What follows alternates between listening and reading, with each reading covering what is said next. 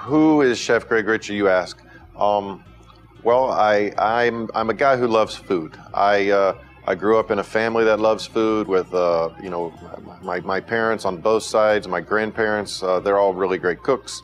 And so I always enjoyed eating and being a part of that. My family all is from Texas, and so I grew up with an affinity for the, you know, that region of food out there.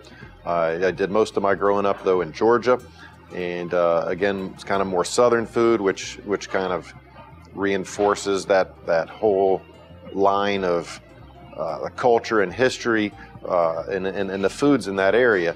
And so I love to eat that food. I love to be a part of that. And so just growing up, I always enjoyed getting together with friends and family and having a great dining experience. And that has kind of turned into me being a chef. About young age, around 13, I said, hey, you know what, I'd like to be a chef. And I started working in restaurants. At about 15 years old, I went to culinary school and have just never stopped being in restaurants. I like to be in a busy spot. I like to be in the thrill of the rush, because when we're in a restaurant, there's an excitement with all the tickets and all the noise and all the sounds and all the chaos and all the energy. And I kind of feed off of that, and I think most of the people in this business do. And so that's just kind of me. I mean, if I'm not here, you know, if I'm not here at the restaurants, then I'm at home, you know, thinking about the restaurants. You know, we're thinking about what we're going to do next, the next specials, the next meals. It never stops. It's a continuous process. When I was a young fella, around 13, I said, okay, Mom and Dad, I want to be a chef. And they're like, really? Okay, sure. And so there's some funny stories if you go back to my background. You know, maybe I read a book called How to Eat Fried Worms when I was young, and I'm the one who went and thought they sounded good, and so I dug up worms and I cooked them up and I fried them and I did it. You know, there's always some fun adventures. My dad, you know, he was just as adventurous as I when it comes to eating weird things. He killed an armadillo in the yard and we cooked it and ate it. And so, I mean, whether it was those things or things like that, you know, my birthday parties always centered around, what do you want to do, Greg? Do whatever you want for your birthday. I want to go to the fanciest restaurant in town, you know, and that's my present, is to go eat at this place. That was always kind of how it was. And so, you know, then I started working and as a dishwasher, and I got promoted to a cook. But just right away, just seemed to always be in my blood. I can tell you in the 5th grade, they said, okay, everybody's going to do a how-to report.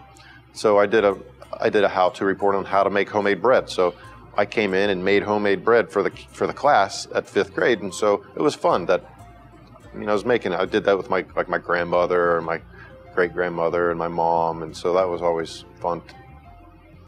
Well, when we create a menu, you know, the first thing you have to do is put it in context of what the concept is. So whether it's a menu for City Fish or it's a menu for, you know, Soco or some other restaurant, you got to start with that, obviously. And so then, you know, you just want to say, you know, how true do you want to be to the concept and what it is? Because, you know, I mean, some places have a little bit of everything on the menu, and it's kind of hard to nail down what they are. But we're Southern Contemporary, and so, you know, that's exactly how we're going to start with. How are we going to develop this menu? Well, it's going to be Southern inspired, but we're going to make it contemporary. Why?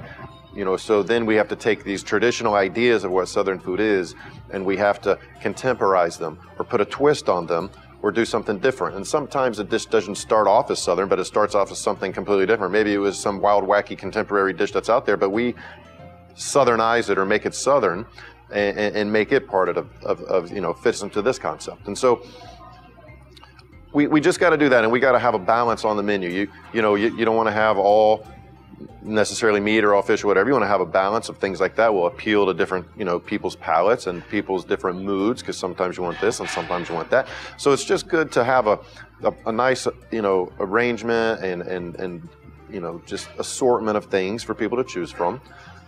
You know, you got to also look at price point, and so some things can be, you know, higher end that cost a little bit more, and you also need to have some things that aren't. So you know, just have to have a balance. It all comes down to balance, whether it's a balance on the menu of menu items, and it has to be a balance of flavors on the plate. Everything has to balance out.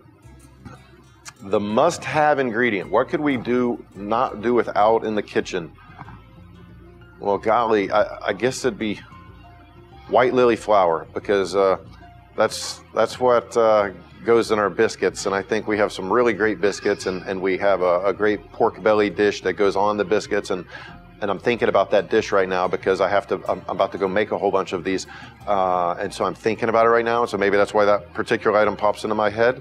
If you ask me tomorrow or later today, maybe that would change. But for today, I'm going to go with white lily flour. It's a light southern flour, has a lower protein content, so it makes a lighter, tender, flakier biscuit rather than using a flour that has a more gluten development in it. I think what a guest expects when they come to Soco, or what they anticipate, is exactly what they're going to find. I think a guest looks forward to having a delicious meal served in a beautiful environment with great service and genuine Southern hospitality. And that's our goal, is great food and great service in a truly beautiful and hospitable environment. That's all anybody, I think, could ever ask for. And it's our goal to 100% meet these expectations every single time somebody comes here. These days, to be a successful chef, you have to wear a lot of different hats. I think a long time ago, the chef just mostly worried about cooking and managing the people, but there's a lot more that goes into being a successful, in fact, businessman is really what it is these days. You have to manage your costs, you have to buy smart, you have to buy responsibly, because these days too, especially here, we want to make sure we're doing the right thing environmentally and responsibly for our guests and for the people we buy from. So you have to be, and one day I might have to be 10 different things. So sometimes you're a coach and you got to motivate your staff and you got to talk to them. And some days, you're a psychologist, because then they come in with some other problems and you got to talk to them. And the other day I was a financial advisor when I was talking to somebody about their money issues. And and some days you're just an emotional counselor as some other things happen. And so. But really, it's obviously it all comes under, kind of falls under being a leader, and that's just what a leader has to do, is find different ways to make sure that the ship is sailing smoothly. So what am I most of the time? I don't know. I guess I'm mostly still a cook, and it just comes down to cooking the food and executing the food and making sure everybody's doing what they're supposed to be doing too.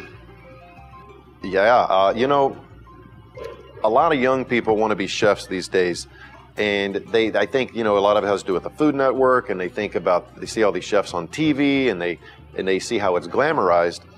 But I would urge every prospective young culinarian to get that out of their head right away, because this is a very challenging business. This is a business that's I would tell them, I would say, okay, first of all, do you love food, and do you love the idea of being in the kitchen forever? And don't be in love with the idea of, the glamour and the TV and all those things, because, we work long hours. We work holidays.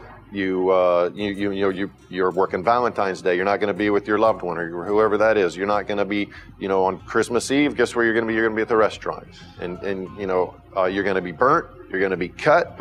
You're going to be stressed out. Okay.